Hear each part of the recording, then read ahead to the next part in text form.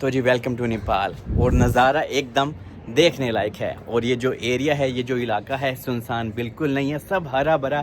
और एज आ पाकिस्तानी मैं पुर्तगाल से यहाँ पे आया हूँ और वीज़ा ऑन अराइवल पे आया हूँ। और आपको बताता चलूँ कि कुछ चीज़ें नेपाल की इंडिया से, पाकिस्तान से बिल्कुल नहीं मिलती और कुछ चीज़ों का डिफरेंस भी है। तो आपको बताता हूँ वो क्या है और मुझे यहाँ पे सबसे अच्छा क्या लगा ये भी आपको समझाता हूँ। सबसे अच्छी चीज़ है पहले तो यहाँ की माउंटेन्स हैं, पहाड़ी इलाका, इतनी अच्छी अच्छी नेचर और वादियाँ हैं ना कि मैं कहता हूँ कि दिल करता है इंसान यहाँ पे खलोता रहे, एंजॉय करता रहे और किसी चीज़ की कोई ज़रूरत ही नहीं है किसी इंसान को। और दूसरी चीज़ जो मुझे सबसे अच्छी लगी तो वो ये है, ठीक है, ये पौधे जनाब आप नेपाल के काठमांडू में खासकर अगर आप कहीं पे किसी भी छत पे नज़र दोहराएंगे तो आपको हर छत पे मिलते हैं। ऐसा पाकिस्तान में तो नहीं है भाई, ठीक है। एक बारी साढ़े घर वाले ने छाते चीज़ां लाइयाँ, वो किसी ने केयर ही नहीं की। वो मिसाल के तौर पे जो पौधे वगैरह लगाए हुए थे वो सारे मुरझा गए और ख़त्म हो गया सारा सिस्टम। और यहाँ पे देखें ये जो फ्लावर्स लगे हैं, ये पौधे लगे हुए हैं, तनिया लगिया पे है, ये हमारी ज़रूरत है, हर रोज़ हम हंडिया में यूज़ करते हैं। और खुशबू देखें, ओ माय गॉड क्या खुशबू है इनकी। और यहाँ पे आपको लीमू मिलता है, अनार मिलता है, मतलब कि सारी चीज़ें। और ये जो एलोवेरा है ना, क्या बात है जनाब, इन्हों तो मैं मुँह ते लाना, इनमें कभी खाना, ठीक है, कभी सर पे भी लगाता हूँ क्योंकि ये प्योर एलोवेरा होता है। इसको आप फेस पे लगा सकते हैं तो बहुत ही मुलायम टाइप की आपकी स्किन हो जाती है। और ये देखें, मैं आपको ना ये धनिया उतार के भी दिखाता हूँ।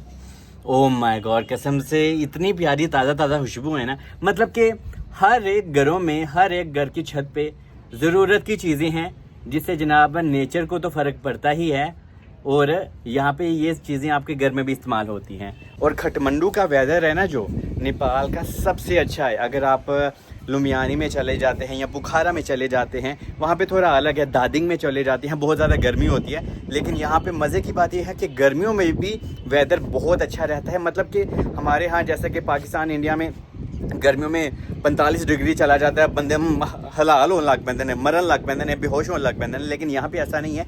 यहाँ पे जितनी भी गर्मी है तो जो टेम्परेचर है वो 35-38 के बिटवीन ही रहता है, या कभी कभी 40 होता है, which is very quiet and well. और पाकिस्तान में बहुत, अगर वहाँ पे 10 घर है ना तो 10 घर की छत पे सिर्फ 1 या 2 बंदों ने ऐसे पौधा या प्लाटिंग वगैरह छतों पे की हुई है। और यहाँ पे तो जनाब हरा भरा माहौल, हर एक, जैसे कि हाँ भाई कोई रूल है यहाँ पे ना कि आपने अगर कोई घर बनाया तो यहाँ पे अपनी छतों के ऊपर आपने प्लाटिंग ज़रूर करनी है। और अगर ये रूल है तो मेनू तो बहुत पसंद है। और जनाब काश हमारा पाकिस्तान, इंडिया में भी हर घर के ऊपर ऐसा हो जाए ना तो माहौल हरा भरा हो जाए। यहाँ पे कबूतर भी हैं, लेकिन यहाँ पे कोई कबूतरों को पकड़ता नहीं है। जैसे कि हमारे यहाँ तो कबूतरों का एक पिंजा होता है ना एड्डा बड्डा, लेकिन यहाँ पे ऐसा बिल्कुल नहीं है। ये जनाब प्याज है, प्याज, ये जनाब जब प्याज बड़ा हो जाएगा इसको हम सेल भी कर सकते हैं, ठीक है। तकरीबन इससे हम अच्छा खासा भारी भरकम पैसा भी कमा सकते हैं। और ये देखिए आप मेरा फेस पे ग्लो देख रहे हैं ना, ये सारा एलोवेरा का मसला है।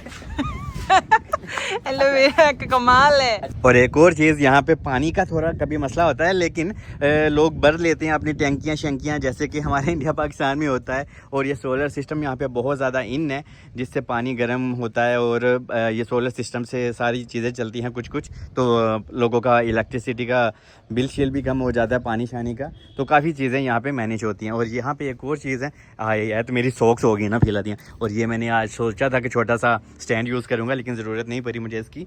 और वो देखिए आप, कोई भी घर, ये वाला घर, वो वाला घर, कोई भी घर आपको ऐसा नहीं मिलेगा कि जहाँ पे पौधे वगैरह ना हो। और ये नीचे देखें, एक और मज़े की चीज़ है, हर जगह जहाँ पे भी थोड़ी सी प्लॉट खाली होता है या जगह खाली होता है तो जनाब यहाँ पे लोगों ने कपास या कोई ना कोई चीज़ उगाई भी है, ताज़ा सब्जियाँ, ये वो लटरम पटम, तो सब कुछ बहुत अच्छा है। और हमने भी यहाँ पे आए हाय है किथों आ गई सो सभी जानी सानी हुंचा मनुंचा, ये नेपाली में मैंने पूछा है।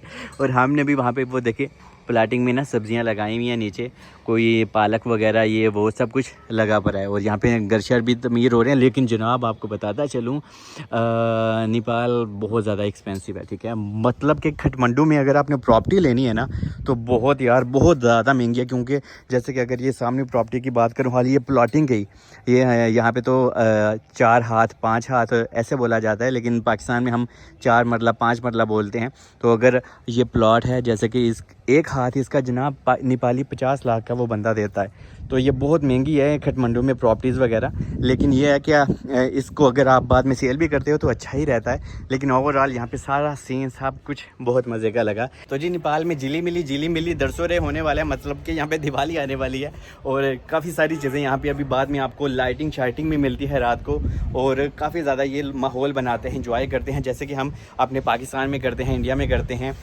जैसे कि हम ईद मिलाद का मौका होता है तो हम बहुत अच्छे से संवारते हैं, सजाते हैं गलियों मोहल्लों को। अगर हमारे यहाँ जैसे कि ईद होती है तो हम उसी तरह से त्यौहार मनाते हैं। तो इनके भी अलग अलग त्यौहार होते हैं जो ये अपने कल्चर के हिसाब से मनाते हैं, सेलिब्रेट करते हैं और ऑर्गेनाइज करते हैं। और जनाब नेपाल के लोग पाकिस्तानियों को बहुत ज़्यादा प्यार भी देते हैं, ये बात भी सच है और हकीकत है। यहाँ पे आओ तो बहुत इज्जत देते हैं यार। मैं उनको फेस से लगता हूँ कि शायद मैं इंडियन हूँ, लेकिन जब मैं उनको बताता हूँ कि नहीं यार मैं तो पाकिस्तान का हूँ, तो उनका जो रिएक्शन आता है ना वो और ज़्यादा कूल और मज़े का होता है। बाकी मुझे दुआ में याद रखें। Stay blessed, love Nepal.